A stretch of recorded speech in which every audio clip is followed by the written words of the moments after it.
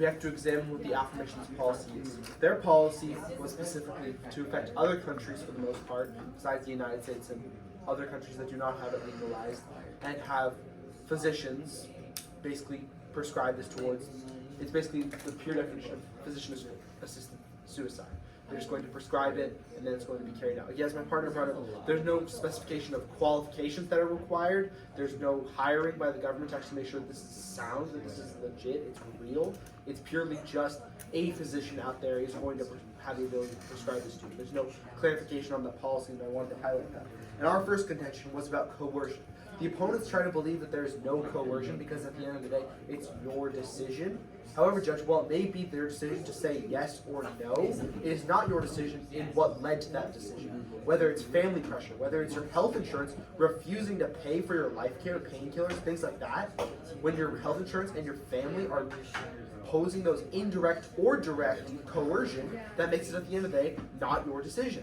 We don't want a suicide, something as serious and touchy as suicide, to not be your decision. We want it to purely be the person's decision. And since that cannot be accomplished under the affirmations policy, this cannot be carried out.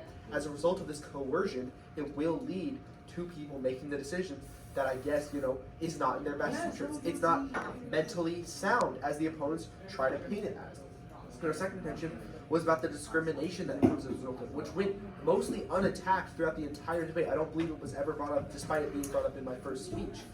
The discrimination that comes as a result of the fact that people in the lower income groups in that bracket cannot pay for life extension. They cannot pay for that. So what do? They take physician-assisted therapy. They take that route. They take the route to where, again, that leads into the whole coercion, to where they don't have other opportunities. Their only option is to choose suicide. That's not something that we want to promote. We want to allow people to where, if it was absolutely necessary, if you do have that terminal illness, such as that woman in the Netherlands, if you do have that issue, then it is truly your decision. But if you're a person who's in a lower income bracket, if you believe that your family is being burdened as a result of you, if your health insurance is basically indirectly incentivizing you to commit suicide, it's truly not your decision. And our third point, which was completely not brought up throughout the entire debate, was how this is just going to lead to more and more. The Netherlands, constantly brought up through the debate, has led to the point of where children,